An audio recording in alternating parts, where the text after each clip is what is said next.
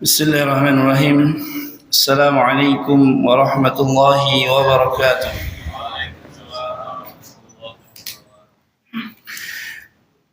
Innal hamdalillah nahmaduhu wa nasta'inuhu wa nastaghfiruh wa na'udzu billahi min shururi anfusina wa min sayyiati a'malina. May yahdihillahu fala mudilla lahu wa may yudlil fala hadiya lahu. Asyhadu an la ilaha illallah wahdahu la syarika lahu wa asyhadu anna Muhammadan 'abduhu wa rasuluh. Ya ayyuhalladzina amanu taqullaha haqqa tuqatih wa la tamutunna illa wa antum muslimun.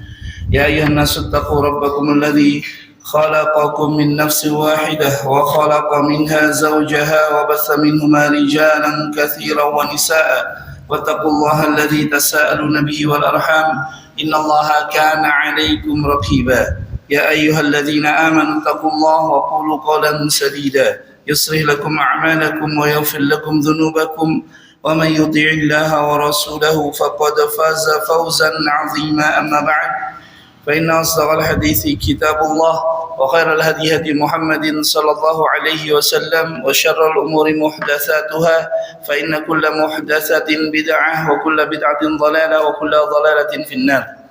Ikhwani fiddin, Bapak dan Ibu yang dimuliakan oleh Allah Subhanahu wa taala, kita lanjutkan kembali kajian kita di kitab Tuhfatul Kiram Syarhil Bulughil Maram, dan kita masuk di Kitabul Jami', yakni pembahasan tentang adab-adab, akhlak-akhlak dan hal-hal yang berkaitan tentang hendaknya seorang muslim itu berpegang dengannya.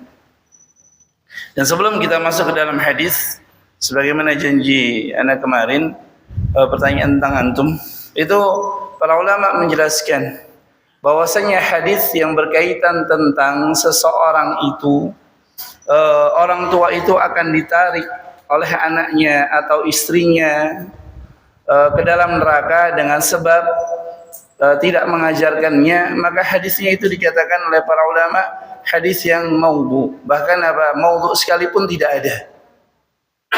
Bahkan hadis maudhu kalau disandarkan kepada Nabi sallallahu alaihi wasallam maka tidak ada. Bahkan ada hadis yang dikatakan wanita itu akan menyeret 4 orang ke dalam neraka. Pertama suaminya, kedua bapaknya, ketiga kakaknya, keempat adiknya, laki-laki semua. Maka kata para ulama, hadis ini derajatnya apa? Maudhu' la asla lahu, tidak ada asal usulnya.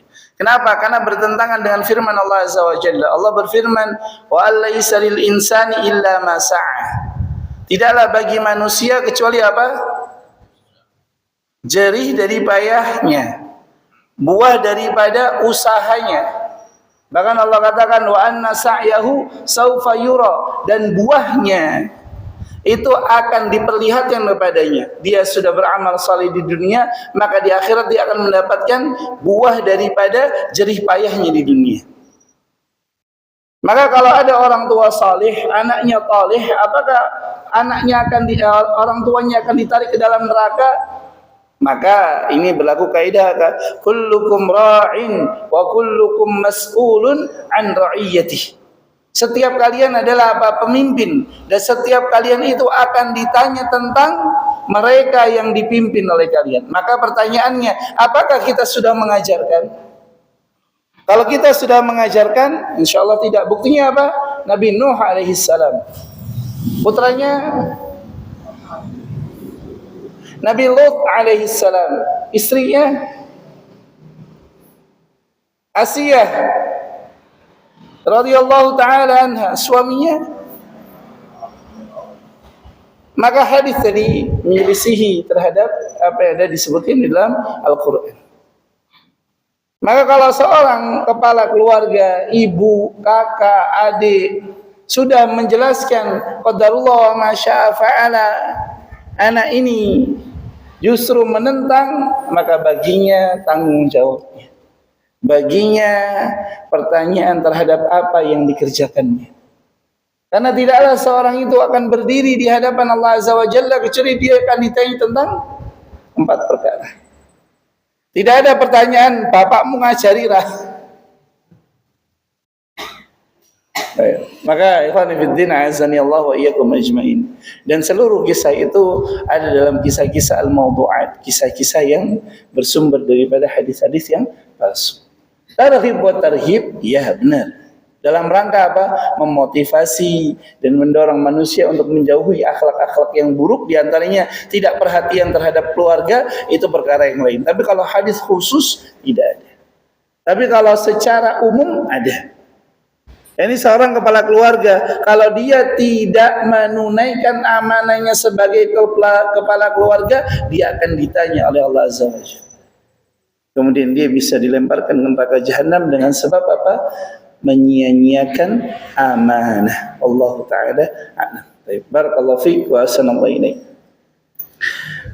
Maka kalau ada pertanyaan mohon Anda diingatkan. Kemarin itu udah Anda bikin reminder, alhamdulillah ingat. Nah, terus Anda berupaya untuk mencari dan alhamdulillah tidak ketemu. Karena kalau ketemu, wah tadi orang tua repot ya, wis ngajari saya dijak ning rokok, wah. Akhirnya ya wis lah ngelekke karo orang ngelekke padha wae. Ayo wis padha wae seramang sisan. La haula wala quwata illa billah. Dan orang tua itu tetap wajib untuk memberikan nasihat kepada putra-putrinya meskipun mereka sudah menikah. Iya, maka jangan sampai karena wis rabi yo ora dinasehati. Istilahnya wong Jawa wis nggawa gendera dhewe. Wis tanggung jawab dhewe, wis gede, ramang kei ngerti. Ini salah. Orang tua tetap harus mengingatkan anaknya, memberikan nasihat. Mendikte tidak boleh.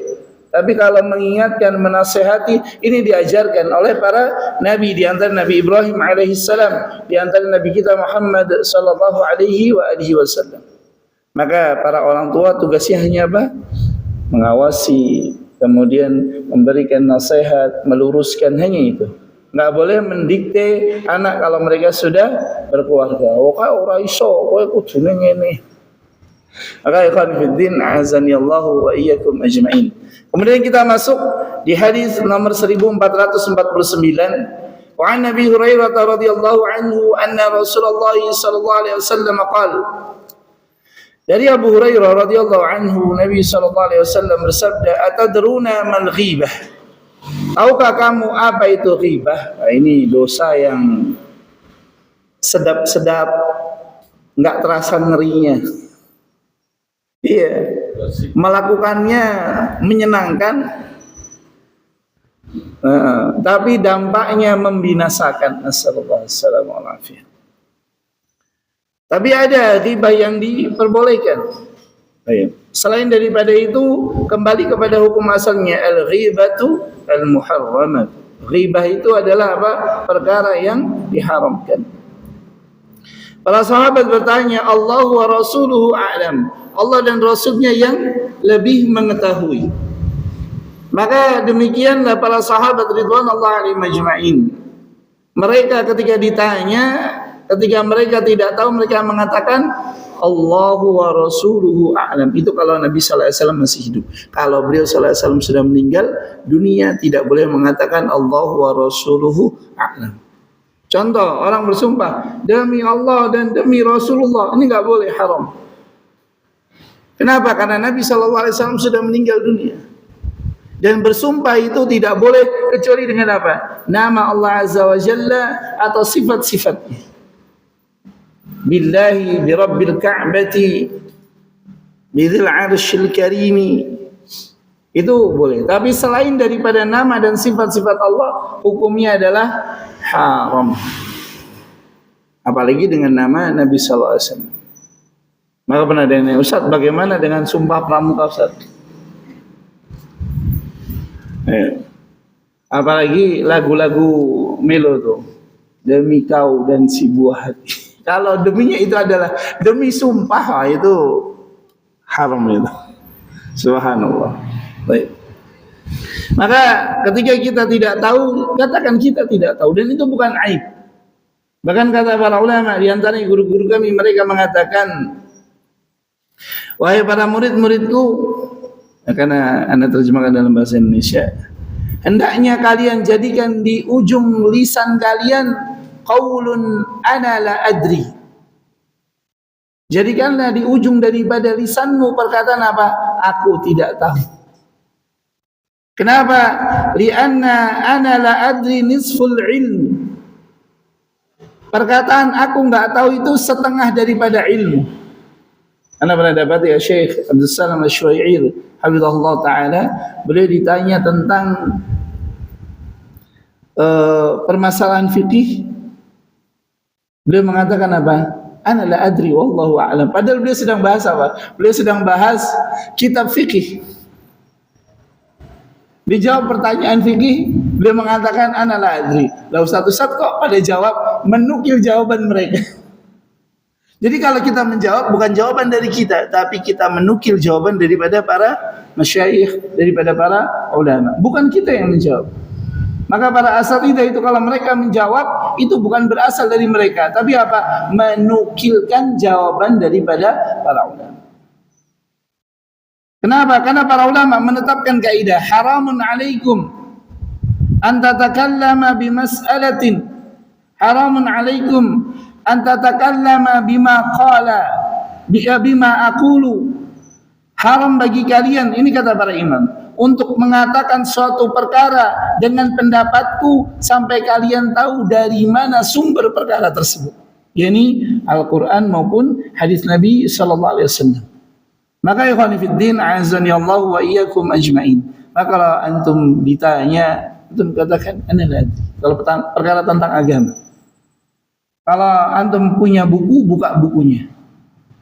Imam ini berkata di sini begini. Ini lebih selamat dan lebih aman. Kecuali para penuntut ilmu yang mereka menukilkan perkataan para ulama daripada hafalan-hafalan mereka.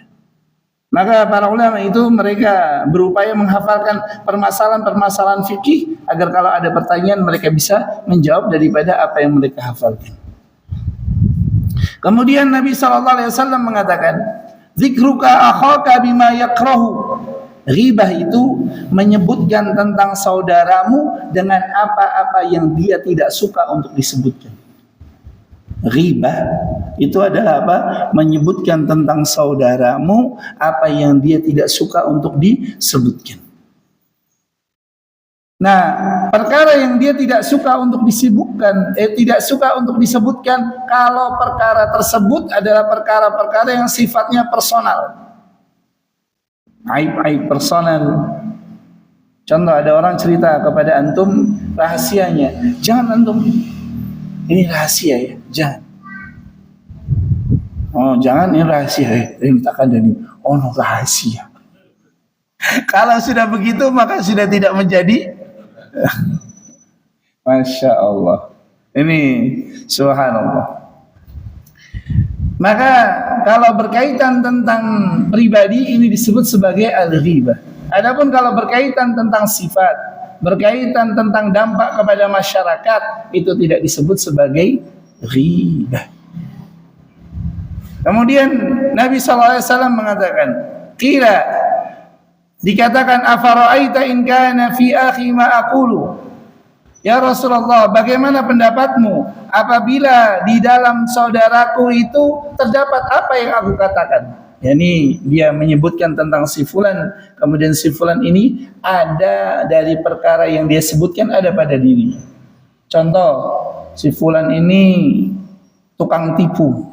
Transaksi karo kai kuwi 378 pasal penipuan. Ya kayak dulu sampai ada temen itu digelari 378. Karena seneng apa? Seneng nipu. Jadi nama nickname-nya, panggilannya, kunyahnya 378. Astagfirullah. Dulu zaman kita SMA masih jahil, jadi gelarin orang itu seenak-enaknya. Ada orang tukang bohong kan. Jadi kalau ngomong, ayo kita berangkat, ayo, dia nggak berangkat. Ayo kita ini, ayo. Akhirnya apa? Digelari sama teman-teman, gelarnya apa? 378. Masya Allah, la haula wa la quwata illa billah. Ini zaman SMA ya. SMA akalnya kan nggak ada. Jadi kalau ngomong itu suka nggak dipikir dampaknya. Nasallallahu alaihi wasallam. Karena itu kita berlindung kepada Allah Azza wa Jalla daripada apa yang dahulu telah kita kerjakan, dan kita mohon kepada Allah Azza wa Jalla ampunannya, dan kita mohon kepada Allah Azza wa Jalla keteguhan, dan semoga Allah Subhanahu wa taala memperbaiki keadaan dan sisa akhir daripada umur kita. Allahumma amin, Allahumma amin. Maka bagaimana kalau dosanya, kalau kekurangannya itu ada pada dirinya? Maka Nabi SAW mengatakan, in kana fihi ma taqulu faqad igtabtahu. Kalau ada pada dirinya, maka engkau telah menghibahnya. Maka ghibah seperti ini kalau tidak karena dampak yang luas, hukumnya haram. Tapi kalau untuk dampak yang luas, tidak mengapa. Sebagaimana Imam Ahmad Ibn Hanbal rahimahullah ta'ala, beliau pernah pada suatu hari, beliau sedang duduk dalam majlis, beliau menyebutkan si fulan pendusta, si fulan tidak boleh diterima hadisnya, si fulan ini lemah, si fulan begini. Maka datang muridnya, Syekh, alaysa hadza minal ghibah? Ghibah, zatnya adalah ghibah. Tapi apa kata Imam Ahmad rahimahullah ta'ala, beliau mengatakan, uskut anta, diam kamu. Ini bukan ghibah, ini adalah ilmu. Ilmu apa namanya? Jarh wa ta'dil. Membahas tentang seseorang. Orang yang pantas untuk diambil ilmunya, orang yang pantas untuk dijadikan rujukan, seperti itu. Maka hendaknya ketika kita ingin membicarakan seseorang, pastikan ada hal-hal yang memang urgent untuk dibicarakan. Kalau tidak, maka hendaknya kita tidak mengerjakan. Karena itu ikhwan fiddin wal akhwat a'azani Allah wa iyyakum ajmain. Kenapa? Karena ghibah ini sudah menjadi konsumsi nasional. Ada situs namanya Lambe Turah. Isinya apa? Astagfirullahaladzim. Ada situs namanya ada acara TV namanya Insert, Silet. Oh, Ustaz kok tahu? Tetangga anak kalau nyetel kenceng banget. Tetangga anak itu kalau jam 9, jam 10 itu di situ berkumpul para mak-mak yang mereka belanja sayur. Isinya insert, yang dibahas adalah warga satu kampung. Masya Allah. La haula wala quwata illa billah. Dan dulu kamar anak sebelahan dengan TV-nya. Kami nggak punya TV, ya, sebelahnya itu TV-nya itu subhanallah. Mungkin memang tombol volumenya udah rusak. Karena itu ikhwan fillah, azani Allah wa iyyakum ajmain. Maka acara-acara seperti itu sudah menjadi konsumsi publik. Dan sehingga tidak heran kalau masyarakat kita punya kecondongan terhadap hal tersebut. Contoh, mereka ingin membahas tentang kesalahan pemimpin. Apa yang mereka lakukan? Mereka membuat podcast. Mereka upload story di Instagram, di TikTok, di ini. Bahas tentang aib, tentang cacat. Seakan-akan itu tidak ada dampaknya. Padahal kalau berkaitan tentang pemimpin, para ulama memberikan contoh.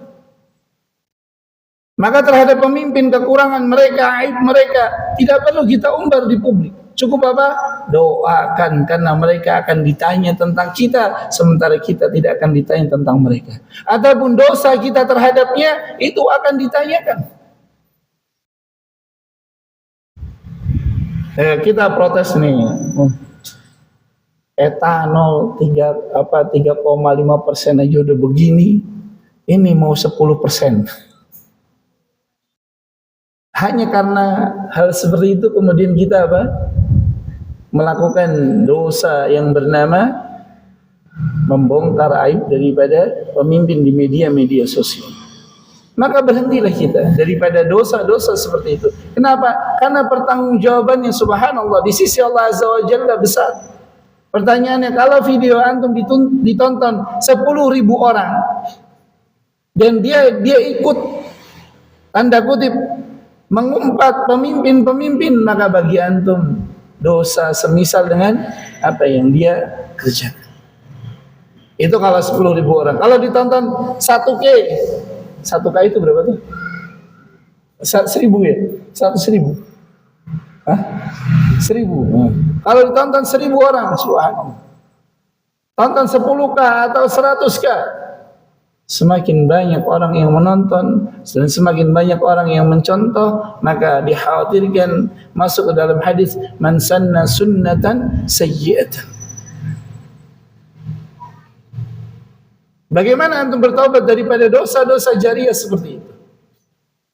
Maka hindarkan media sosial antum membahas tentang kehormatan pemimpin, membahas tentang kehormatan para ulama, membahas tentang kehormatan saudara-saudara muslim. Cukuplah media sosial antum itu menjadi apa? Pembuka pintu-pintu kebaikan. Fatwa-fatwa para ulama, qaul-qaul para ulama, dorongan-dorongan para ulama, tanbih-tanbih daripada para ulama tentang akhlak-akhlak yang buruk, udah itu aja. Gak perlu antum masuk ke dalam ranah kehormatan. Makanya itu kalau di media sosial, kalau ada yang berkaitan tentang jidal, bantah-bantahan, kemudian itu biasanya langsung blok akunnya, biar nggak lewat di beranda. Biar beranda kita isinya itu yang tidak mengotori hati. Karena hati itu kalau syubhat sudah masuk, sulit untuk keluar. Hati itu kalau syubhat sudah masuk, sulit untuk keluar. Karena itu ikhwan fiddin, a'azani Allah wa iyyakum ajma'in. Bahkan Nabi sallallahu alaihi wasallam katakan, wa illam yakun fihi, kalau enggak ada aibnya, kalau enggak ada apa yang tidak dia sukai yang telah kamu bicarakan, faqad bahattahu, maka engkau telah memfitnahnya. Jadi kalau benar namanya ghibah, kalau enggak benar namanya, maka dan asal muasalnya adalah apa? Adzan, prasangka. Karena itu Nabi sallallahu alaihi wasallam katakan apa? Iyyakum wadzan. Berhati-hatilah kamu daripada berprasangka. Fa inna dhanna akdzabul hadis, karena prasangka itu adalah perkataan yang paling dusta. Maka ikhwan fiddin, a'azani Allah wa iyyakum ajma'in. Masya Allah, ini dosa yang subhanallah menjadi hal-hal yang menjadi hal yang lumrah di sisi kita di hari-hari ini, di keadaan-keadaan ini, subhanallah. Bagaimana kita mendapati ada orang-orang yang mereka berbicara tentang pemimpin, tentang para ulama, tentang orang-orang berilmu, subhanallah, tanpa ada rasa malu. Nasallallahu alaihi wasallam. Maka faedah yang pertama daripada hadis yang telah disebutkan oleh Imam Muslim dari jalan Abu Hurairah tadi, yang pertama, hurmatul ghibati wa annaha minal kabairi. Haramnya ghibah dan dia termasuk daripada dosa besar. Dosa itu ada kecil, ada besar. Nah, di antara dosa yang dianggap kecil padahal besar itu adalah ghibah. Coba aja antum duduk di angkringan, duduk di warung kopi, duduk 5 menit itu. Antum melemparkan, wah keadaan, kalau nggak keluar semua. Kita ngomong cuma satu kata, dia Masya Allah. Kita sudah bayar, tapi dapatnya la haula wala quwata illa billah. Maka ikhwani fid din, a'azzani Allah wa iyyakum ajma'in. Kenapa itu termasuk dosa besar? Karena dapat menimbulkan permusuhan. Riba itu akan mengundang kepada apa? Namimah. Riba akan mengundang kepada namimah. Dan mana sudah merasakan dampak daripada namimah. Ya. Dan hendaknya kita sebagai murid itu menjauhi sifat daripada namimah di antara para asatizah. Sebab kita sebagai murid hendaknya apa? Menjauhi perkara apa? Adu domba di antara para guru-guru kita. Apa bentuk adu domba? Menanyakan kepada Ustadz Anu A, kepada Ustadz B A. Kemudian kata Ustadz si A itu begini Ustadz. Ini yang timbul adalah apa? Yang timbul adalah adu domba. Atau dia mengatakan kepada Ustadz A perkataan si B kemudian kepada Ustadz B perkataan si A. Akhirnya Ustadz A dan Ustadz B ini apa? Timbul hasad di antara keduanya karena ulah satu orang. Asal muasalnya adalah apa? Ghibah. Asal muasalnya adalah dhon, prasangka yang kemudian naik menjadi ghibah, kemudian menjadi namimah. Karena itu ikhwan fiddin, Bapak dan Ibu yang dimuliakan oleh Allah Subhanahu wa taala. Kemudian para ulama mengambil faedah daripada hadis ini, mereka mengatakan, wa qad istathna al-ulama'u min al-ghibati sittatu umur. Para ulama mereka mengecualikan ghibah di dalam 6 perkara. Yang pertama mutadhallimun, yakni agar orang yang senang menzalimi. Ada orang yang senang berbuat zalim, maka boleh enggak kita membicarakan aibnya dalam rangka menjauhkan orang daripada hal tersebut? Boleh. Karena pernah memperingatkan beberapa ikhwah terhadap beberapa ikhwah juga agar tidak terjatuh ke dalam kesalahan yang sama. Wa mu'arraf, dan untuk mengenali daripada orang-orang yang sudah terkenal dengan keburukan. Jadi kalau ada orang sudah terkenal dengan keburukannya, kemudian ada saudari kita yang mau berinteraksi dengannya, diingatkan itu tidak termasuk ghibah. Contoh, ada orang sudah terkenal 378, kemudian ada saudara kita mau berinteraksi masalah hal-hal yang sifatnya dengan harta, maka kita langsung katakan, jangan muamalah sama dia, dia itu 378. Boleh nggak? Boleh. Kenapa? Karena biasanya kalau orang sudah terkenal sebagai orang-orang seperti itu, biasanya sulit untuk bertaubat. Sulit untuk bertobat. Maka orang-orang yang seperti itu hendaknya dia keluar dari wilayah, kemudian kalau dia bertobat dia keluar dari wilayah, kemudian dia benar-benar memperbaiki diri, bertobat kepada Allah Azza wa Jalla, memperdalam ilmu agama. Kemudian wa muhadzarun, dan dalam rangka apa? Memperingatkan. Tadi dalam rangka menjelaskan, ini memperingatkan manusia daripada keburukan-keburukan. Contoh, orang yang punya pikiran menyimpang, boleh nggak kita sebutkan aibnya? Boleh. Contoh, dulu ada Ar-Razi, tokoh daripada Asy'ariyah. Pada zamannya Asy'ariyah termasuk mutaakhirin, Ar-Razi, Az-Zamakhsyari. Nah sekarang ada Ar-Razi As-Sufi. Di Indo ada. Iya, namanya siapa? Belakangnya ada Ar-Razi. Subhanallah. Iya. Dia bilang apa?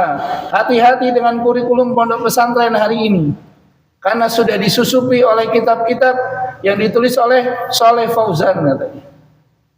Pertanyaannya, di mana letak kehati-hatiannya? Dibaca kitabnya. Di mana letak penyimpangannya?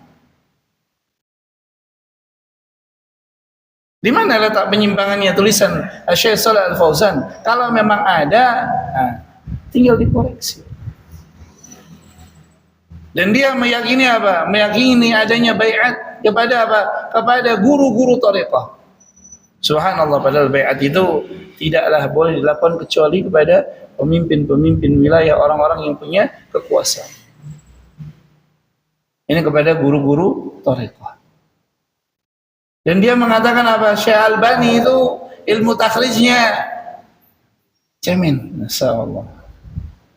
Itu di kampus saya itu bisa dipelajari takhrij. Kita belajar takhrij pakai kitab, pakai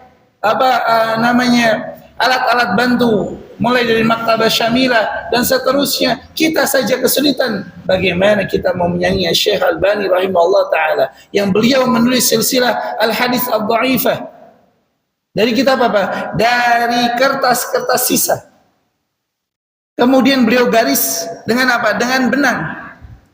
Kemudian beliau tulis manual, jadilah silsilah Al-Hadits Ad-Dha'ifah yang ada pada hari ini. Kemudian kita mau mengatakan takhrij kita lebih alim daripada beliau, ini namanya ngwimpui. Subhanallah. Lihat ada enggak takhrijnya? Dia enggak ada. Yang ada adalah apa? Takhrij wasahahahu Albani, wadha'afahu Al-Albani. Nama ini tidaklah mujarrad karena Syekh Albani yang menginginkan, tidak, tapi karena Allah Azza wa Jalla lah yang memberikan kemudahan. Bagaimana ikhlasnya beliau di dalam menulis, ikhlasnya beliau dalam menyebarkan sunnah. Dan setelah Syekh Albani rahimahullah ta'ala menulis kitab-kitab sunnah, maka mulailah orang-orang itu mengenali hadis yang sahih, yang hasan, yang dhaif. Bahkan kita jadi tahu bahwasanya hadis itu bertingkat-tingkat. Dahulu sebelum Syekh Albani rahimahullah ta'ala, subhanallah, orang itu lemah perhatiannya terhadap hadis. Karena itu Syekh bin Baz rahimahullah ta'ala dalam salah satu fatwanya mengatakan, man ta'na fi Albani faqad ta'na fi sunnah. Barang siapa yang mencela Syekh Albani, maka dia telah mencela sunnah. Ini karena dalam rangka membantah pernyataannya Ar-Razi. Subhanallah. Buka bukunya Syekh Albani, kita akan tahu lautan luas daripada ilmu yang Allah Azza wa Jalla karuniakan kepada beliau. Dan itu seluruhnya apa? Hafalan. Subhanallah. Kalau kita ngapalin nama Pak Yanto 1, Pak Yanto 2, Pak Yanto 3 aja bingung. Benar enggak? Yanto bin Surodi Menjo. Saya ngomongin kono.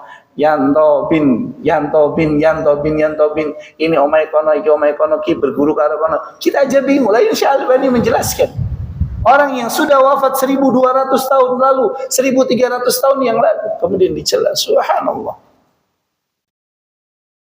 Maka ini contoh memperingatkan terhadap pemikiran. Maka hendaknya kita berhati-hati daripada menjadikan orang-orang yang menurut tanda kutip seakan-akan dia adalah orang yang lurus di dalam pemahaman padahal menyimpang.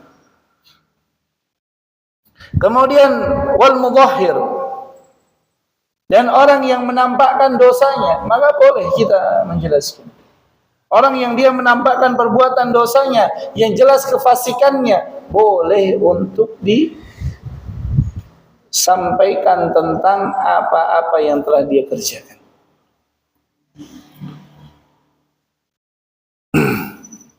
Kemudian wa mustafti wa min talabil i'anah, dan orang yang meminta fatwa serta orang yang meminta pertolongan, maka boleh dijelaskan. Contoh, orang minta pertolongan, Pak, saya dipukulin. Siapa yang mukulin? Wah, nggak boleh ngomong, ntar dosa loh.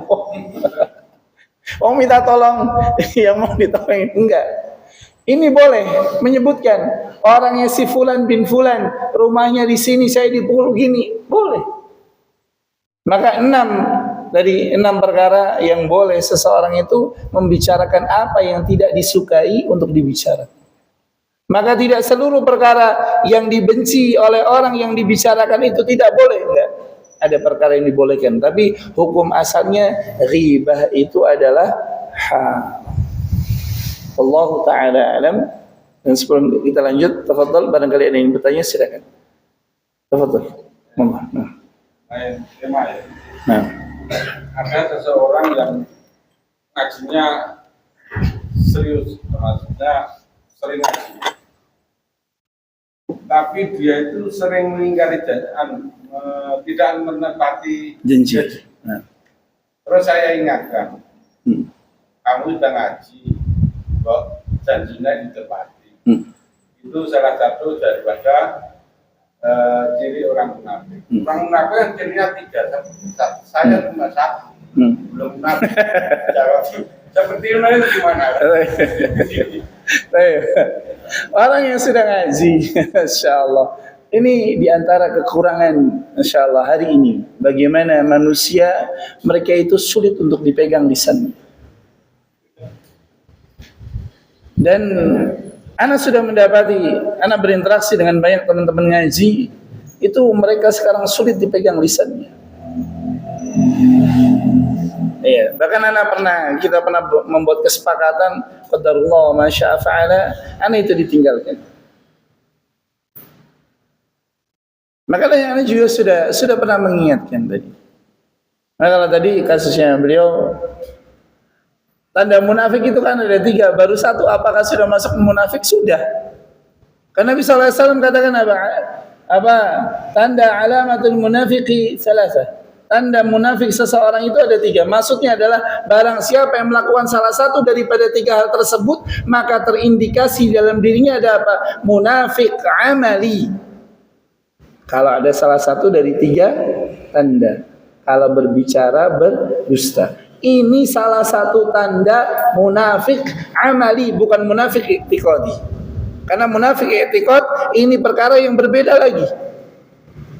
Karena munafik i'tiqad ini apa? Orang yang diancam dengan kekal dalam neraka, bahkan apa? Fid darkil asfali minan nar, di jurang neraka yang paling dalam. Jadi neraka itu ada dasarnya. Nah, ini yang paling dasar lagi. Subhanallah. Wassalamualaikum. Semoga Allah Azza wa Jalla jauhkan kita daripada menjadi orang-orang seperti Abdullah bin Ubay bin Salul dan teman-temannya. Waliyadzubillah, waliyadzubillah, waliyadzubillah. Maka munafik amali tadi, dia kalau berbicara berdusta. Kalau dia sudah terbiasa seperti ini, terindikasi dia apa? Munafik amali. Dan tinggalkan orang-orang itu kalau sudah terbiasa berbicara berdusta, maka hendaknya kita tinggal. Wa idza tumina khana, kalau dia diamanai dia berkhianat. Maka bukan berarti kalau baru 2 enggak masuk atau enggak. Ini maksudnya apa? Ini 3 tanda. Kalau ada salah satunya pada diri seseorang, dia terindikasi munafik amali. Sebagaimana dijelaskan oleh para imam di antara Imam An-Nawawi rahimahullah taala. Bukan berarti harus 3-3-nya, enggak. Kan ada orang yang dia baik, dia amanai, tapi kadang-kadang apa dia suka dusta. Maka diingatkan. Wa idza tumina khana wa idza wa'ada akhlafa. Ada orang yang ucapannya jujur, amanahnya, tapi kadang-kadang kalau janji menyelisih. Maka ini perlu diperbaiki. Kita seluruhnya terkadang melakukan dosa-dosa ini. Dan dosa-dosa ini adalah dosa yang kadang-kadang kita anggap biasa. Maka ingat, ketika kita sudah berjanji sejatinya bukan kepada orang itu, tapi ingat kita sudah berjanji, berarti kita akan dimintai tanggung jawab atas apa yang sudah kita ucapkan daripada janji-janji tersebut. Dan kita berlindung kepada Allah Azza wa Jalla daripada menjadi orang-orang yang menyelisihi Nabi sallallahu alaihi wasallam. Waliyadzubillah, waliyadzubillah. Sudah, azan. Udah habis ini. Oke. Sekedap adzan dia. Oh, zih. Sabar.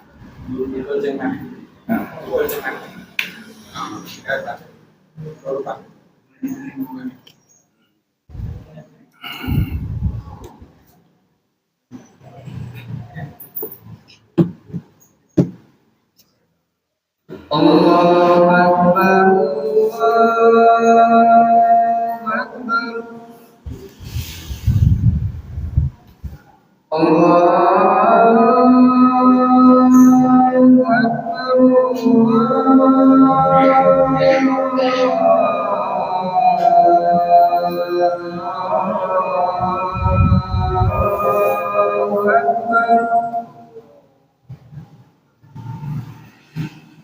أشهد أن لا إله إلا الله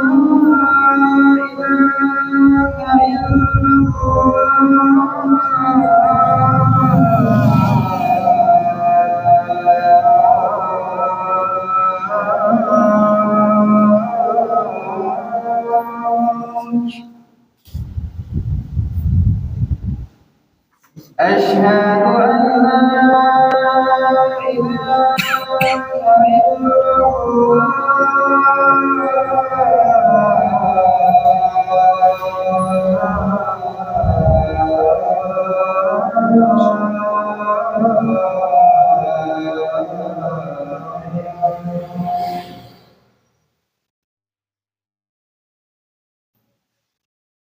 أشهد أن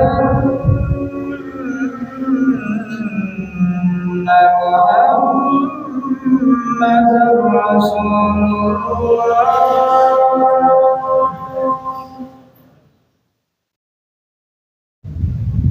أشهد أن محمدا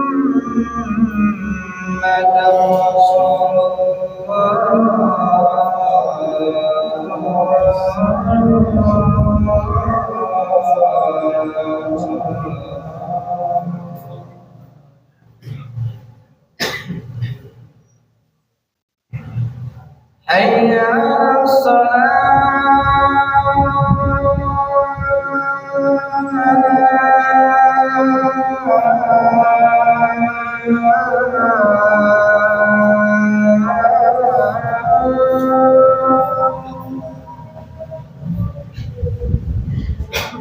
حي على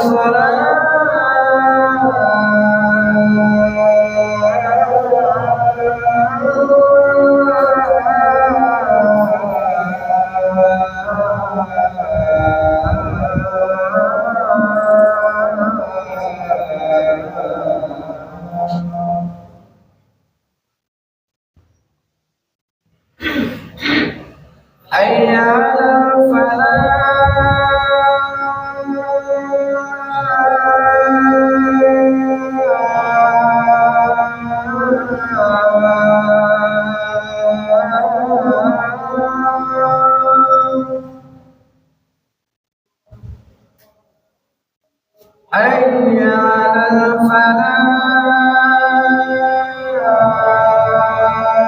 حي على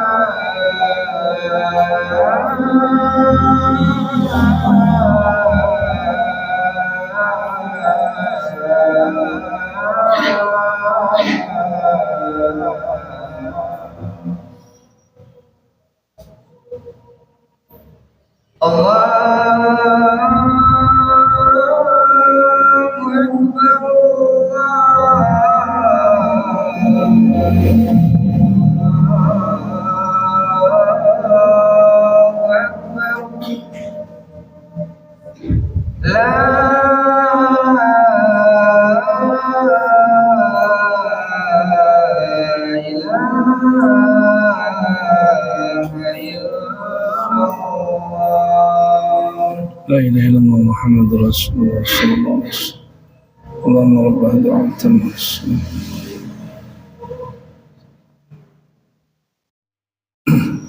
Barakallahu fikum wa assalamualaikum. Abu Kalau Imam Syafi'i yang meninggal tahun 204 kok tidak merangkum Al-Quran sampai 30 juz, tapi kalau Ibnu Katsir yang meninggal tahun 774 dia merangkum Al-Quran sampai 30 juz. Terima kasih.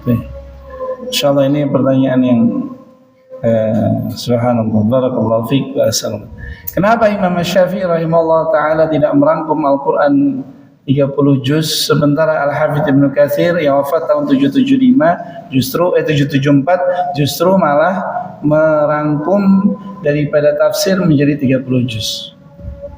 Ada beberapa alasan. Di antara alasannya adalah pada zaman Al-Imam Syafi'i rahimahullah taala kebutuhan terhadap fikih jauh lebih dominan dibandingkan tafsir. Kenapa?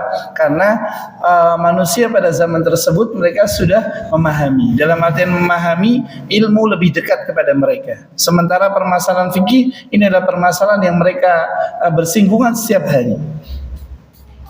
Karena itu Al-Imam Syafi'i rahimahullah taala beliau di antara imam Ahlus Sunnah yang membangun mazhabnya dari mulai usul sampai furu'nya. Jadi beliau mulai dari usul sampai furu'nya. Ada beberapa penafsiran Al-Imam Syafi'i rahimahullah taala yang beliau sebutkan dalam kitabnya Contohnya tadi, wa laisa lil insani illa ma sa'a wa anna sa'yahu sawfa yura. Ini adalah penafsiran Al-Imam Syafi'i rahimahullah taala. Dalam kitab beliau mengatakan apa? Ayat ini merupakan dalil bahwasanya manusia itu tidak mendapatkan kecuali apa yang dia upayakan. Maka mengirim pahala itu enggak sampai kepada mayit berdasarkan ayat ini.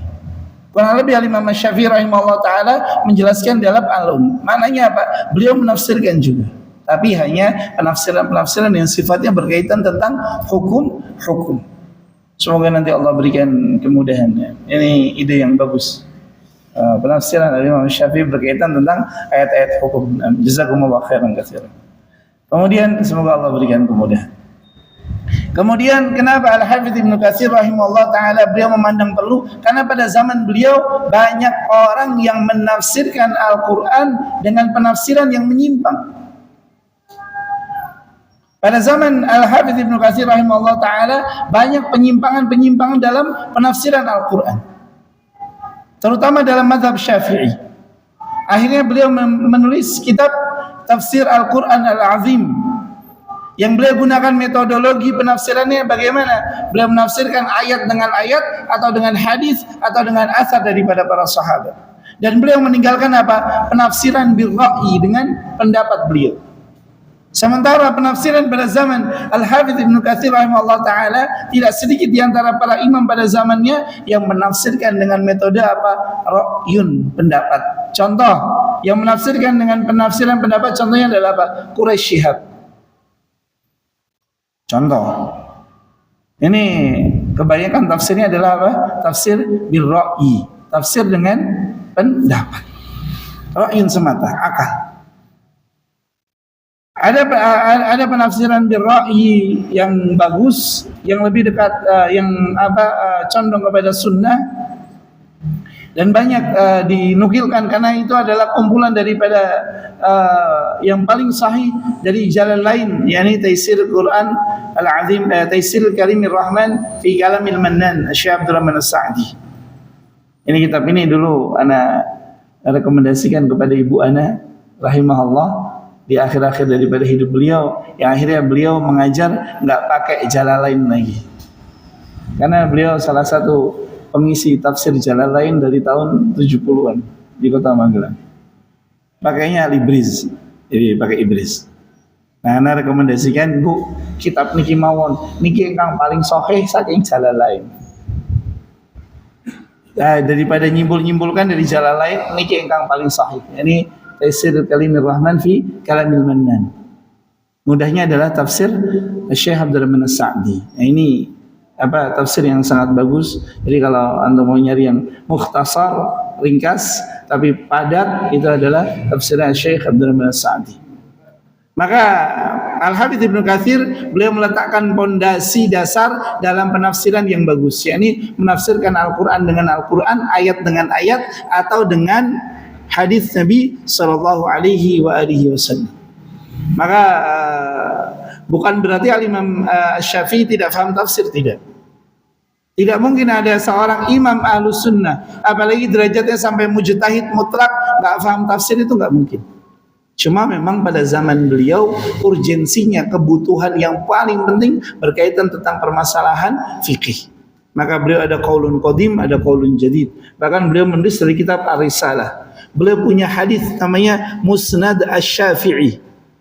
Nah, punya isinya hadis-hadis yang beliau berguru dengan Al-Imam Al-Humaidi, guru daripada Imam Bukhari kepada para imam-imam, di antara Imam Sufyan ibn Uyainah. Maka kalau antum buka Sahih Bukhari, hadis yang pertama, qala haddatsana Humaidi, qala Sufyan. Ini kata para ulama, di antaranya sebagaimana kami mendengar dari Ustaz Abdul Hakim hafizahullah taala, ketika Al-Imam Al-Humaidi ini muridnya Al-Imam Syafi'i, juga murid daripada Al-Imam Sufyan ibn Uyainah, yang mereka berdua berguru kepada Al-Imam Sufyan ibn Uyainah. Al-Imam Al-Humaidi ini adalah Quraisy.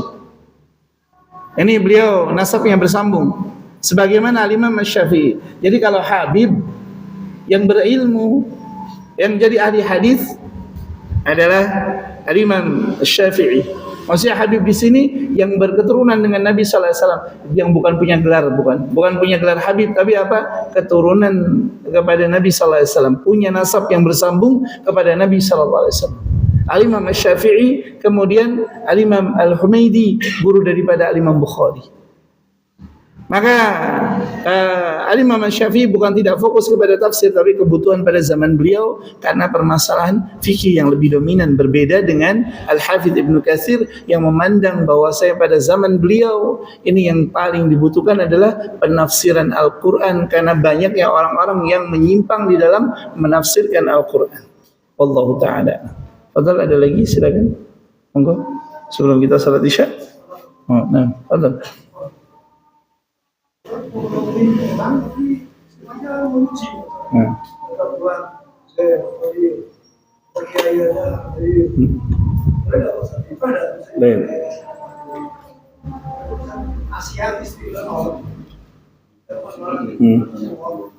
Kenapa dia sebut sama orang kafir?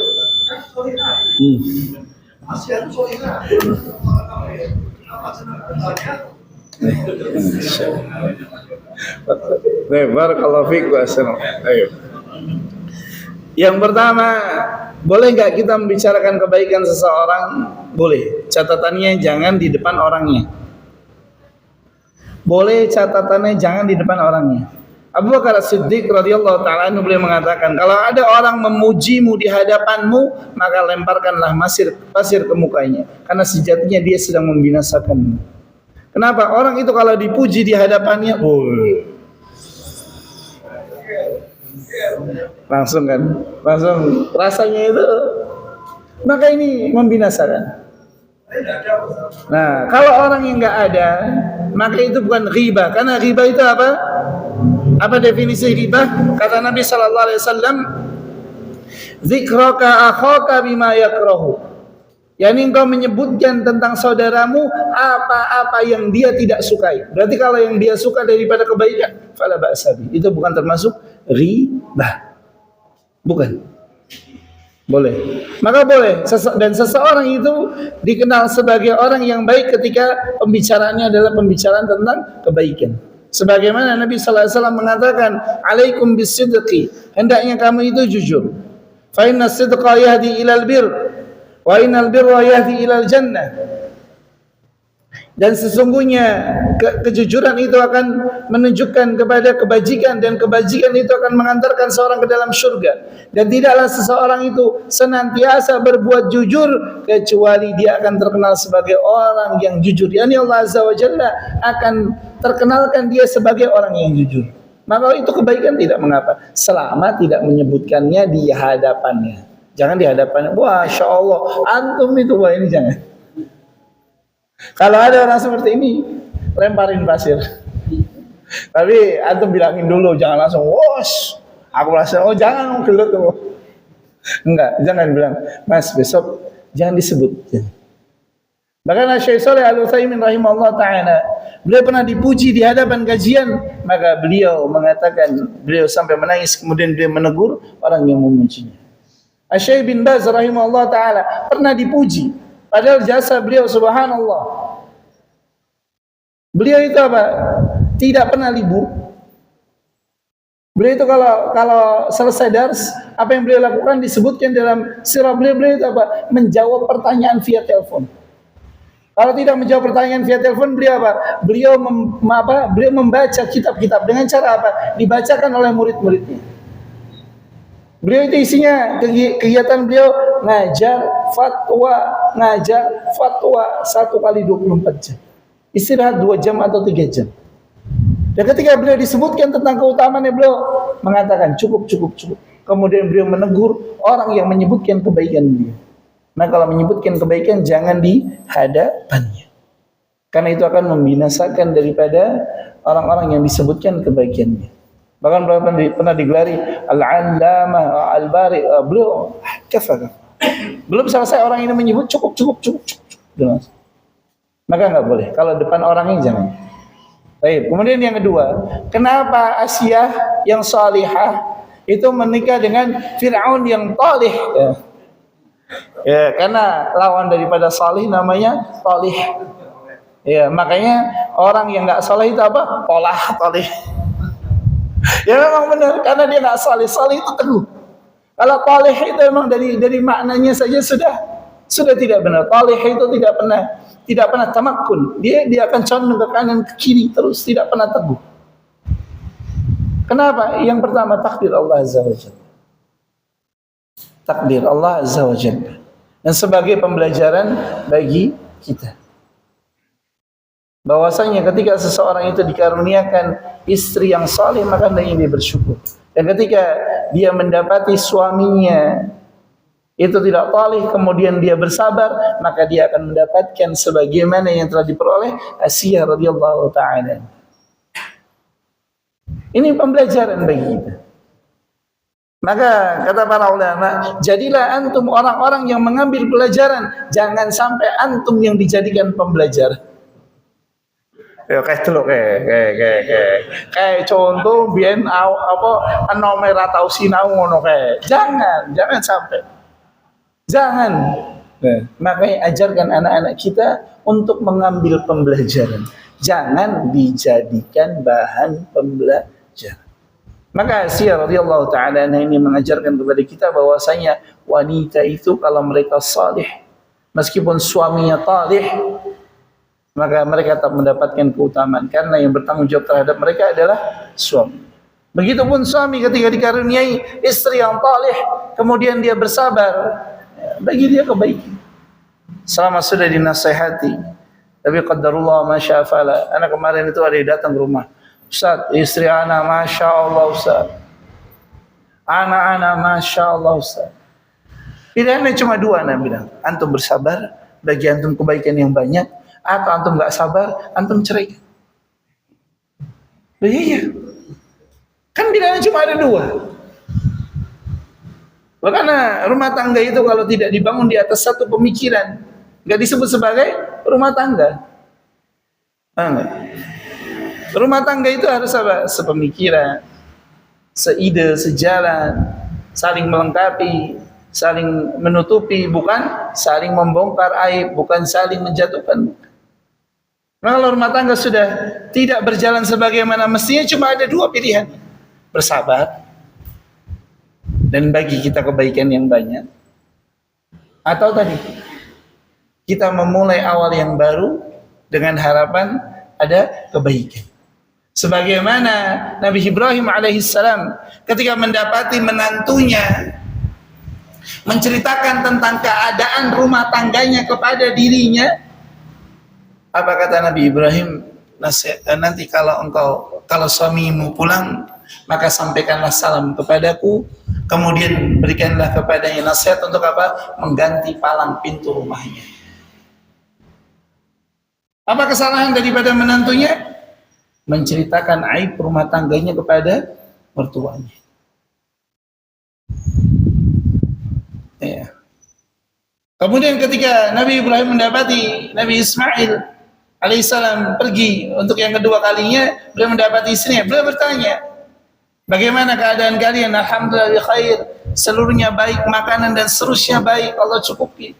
Apa kata Nabi Ibrahim? Pertama beliau doakan, kemudian setelah itu beliau memberikan nasihat kepada Nabi Ismail untuk mempertahankan palang pintu rumahnya. Karena istrinya istri orang yang bersyukur. Maka di sini terdapat pembelajaran, boleh untuk apa?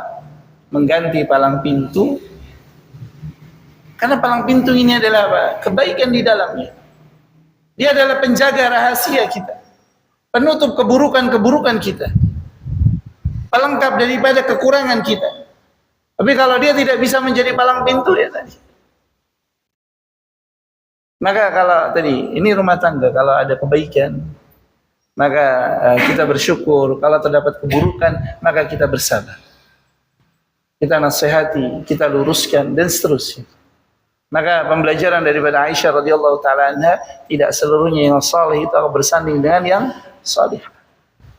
Kadang yang salih bersanding dengan talih atau talih, bukan talihah ya. Karena salih dengan talih ya. Ini jenenge jeruk mangan jeruk ya. Salih harus dengan salihah. Belum tentu, kadang salih dengan talihah. Nah kalau mendapati seperti ini sudah ketetapan Allah Azza wa Jalla, jangan mencelanya. Kemudian perbaiki. Kalau tidak bisa perbaiki, cari salihah yang benar. Sama yang salihah, kalau dia mendapati suaminya tidak dia sukai, maka ada dua keadaan.